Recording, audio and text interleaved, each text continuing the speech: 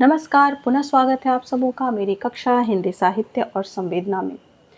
पिछली कक्षा में भारतीय साहित्य की जो सामान्य प्रवृत्तियां हैं एवं उनकी जो विशेषताएं हैं, उसके अंतर्गत आधुनिक काल के संदर्भ में मैंने जिक्र कहा था कि अगली वीडियो में करूंगी, तो आज हम आधुनिक काल को विस्तृत रूप से समझेंगे। हमें विदित है कि आधुनिक काल तक यातायात के जो साधन थे वो बहुत अधिक विकसित हो चुके थे। 1857 के संघर्ष की बात करें तो इसके पश्चात भारत पर विदेशी शासन पूरी तरह से स्थापित हो गया था। अंग्रेजों के शासन में समान कानून, पश्चिमी सभ्यता के प्रभाव, शिक्षा पद्धति पर अंग्रेजी के दबाव का प्रभाव पूरे भारत पर पड़ा।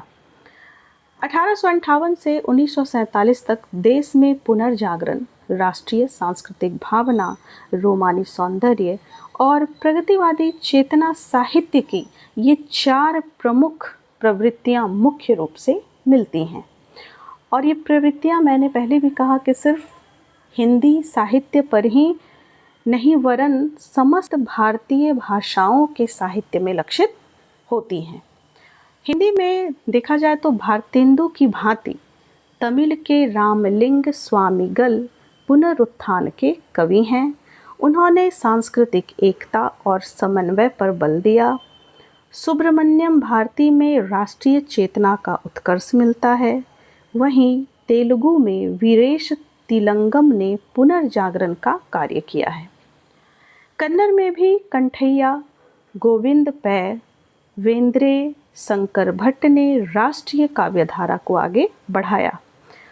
दूसरी तरफ हम मलयालम में केरल वर्मा, वीणमणि, राजराज वर्मा आदि पुनर्जागरण के नेता हैं, तो वल्लतोल का राष्ट्रीय काव्यधारा में भारत में विशिष्ट स्थान है।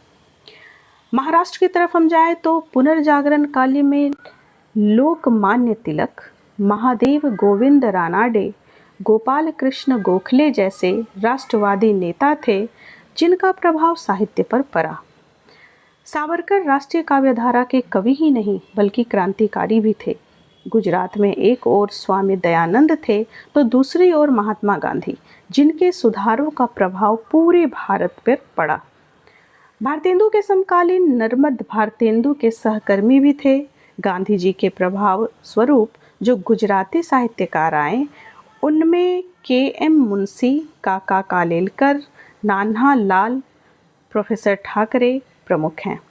भारतीय भाषाओं में बंगला का आधुनिक साहित्य बहुत अधिक प्रसिद्ध है। पुनर्जागरण आंदोलन का तो केंद्र ही बंगाल था। 19वीं सदी में राजा राम मोहन राय, महर्षि देवेंद्र नाथ ठाकुर, ईश्वर चंद्र विद्यासागर जैसे समाज सुधारक बंगाल में हुए। पुनर्जागरण एवं राष्ट्रीय काव्यधारा के द्वितीय चरण में रविंद्रनाथ ठाकुर, शरत चंद्र चट्टोपाध्याय, बंकिम चंद्र चट्टोपाध्याय जैसे साहित्यिक महारथी सामने आए जिनका प्रभाव पूरे समाज पर पड़ा। इसी प्रकार असमिया में आनंदराम फूकन, कमलाकांत भट्टाचार्य, हेमचंद्र बड़ुआ और उड़िया में फकीर मोहन सेनापति, राधा नाथ और मधुसूदन का नाम लिया जाता है। इसके पश्चात हम देखें तो सभी भारतीय भाषाओं में छायावादी काव्य की भांति रोमानी परंपरा का व्यापक प्रभाव है, जिसका विवेचन भारतीय साहित्य के पृथक इतिहास में किया गया है। स्वयं रविंद्रनाथ ठाकुर राष्ट्रीय चेतना और रोमानी काव्य दोनों का प्रतिनिधित्व करते हैं। आधुनिक काल का दूसरा चरण स्वतंत्रता के बाद से आरंभ होता है। स्वतंत्रता की प्राप्ति के पश्चात प्रांतों का गठन जो है वो भाषाई आधार पर हुआ, अतः क्षेत्रीय स्वाभिमान विकसित हुआ। सत्य एवं अहिंसा के बल पर प्राप्त इस मुक्ति का स्वागत पूरे भारतवर्ष ने किया। गद्य साहित्य की बात हम करें तो आधुनिक काल की एक प्रमुख विशेषता गद्य साहित्य का विकास है। भारतीय भाषाओं के साहित्य में गद्य का विकास भी मान से हुआ है। सभी भारतीय भाषाओं में उपन्यास, कहानी, नाटक, निबंध की सृजन प्रक्रिया आधुनिक काल में ही विकसित हुई है। काव्य रूपों की दृष्टि से भी सभी भारतीय भाषाओं का साहित्य एक समान है। आगे हम संस्कृत काव्यशास्त्र के प्रभाव की बात करें तो संस्कृत काव्यशास्त्र का प्रभाव सभी भाषाओं के साहित्य पर है। भारत की सभी भाषाओं में काव्य के रूप में महाकाव्य, खंड काव्य और मुक्तक मिलते हैं। चरित काव्य, पद, रास, प्रेम गाथा तथा लोक छंदों, दोहा, चौपाई, पयार, अभंग, ओवी का प्रयोग सभी भारतीय भाषाओं में मिलता है। अंग्रेजी के प्रभाव से आ गए काव्य रूपों का प्रयोग, यहाँ तक कि मुक्तक छंद की भाषा सभी भारतीय भाषाओं ने समान रूप से की है।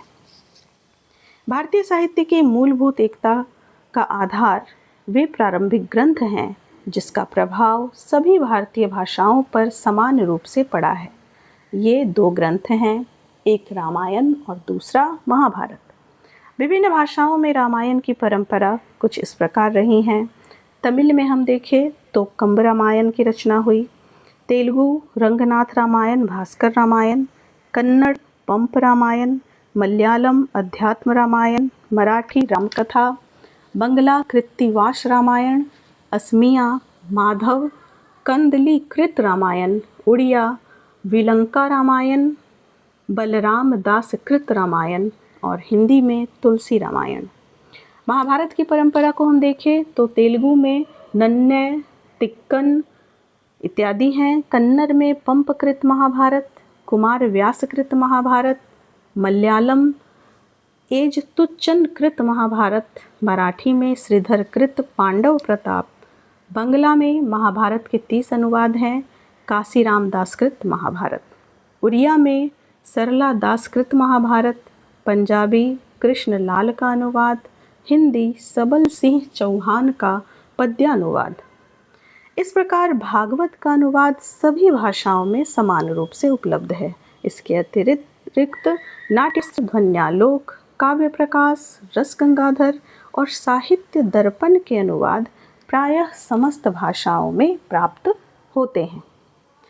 इस प्रकार भाषा भेद के बावजूद भारतीय साहित्य का जो स्वरूप मिलता है वह एक ही विचार की नाना रूपों में अभिव्यक्ति प्रतीत होती है। यदि हम विभिन्न भाषाओं के ग्रंथों को पढ़ते हैं तो सहज में विश्वास नहीं होता कि ये अन्य भाषाओं की रचनाएं हैं। बंकिम, शरद, रविन्द्रनाथ टैगोर, शिवाजी सामंत, प्रेमचंद, विमल मित्र हों या फिर प्राचीन साहित्यकार, वे मूलतः जिस कथानक को प्रस्तुत करते हैं वह भारत का ही तो चित्र होता है। इसलिए भारतीय साहित्य को समझने के लिए सभी भारतीय भाषाओं के सूत्रों को जोड़ने से ही उसका सर्वस्वरूप समझा जा सकता है। सूर के वात्सल्य वर्णन की परंपरा हिंदी में नहीं मिलती पर अन्य भाषाओं में विद्यमान है।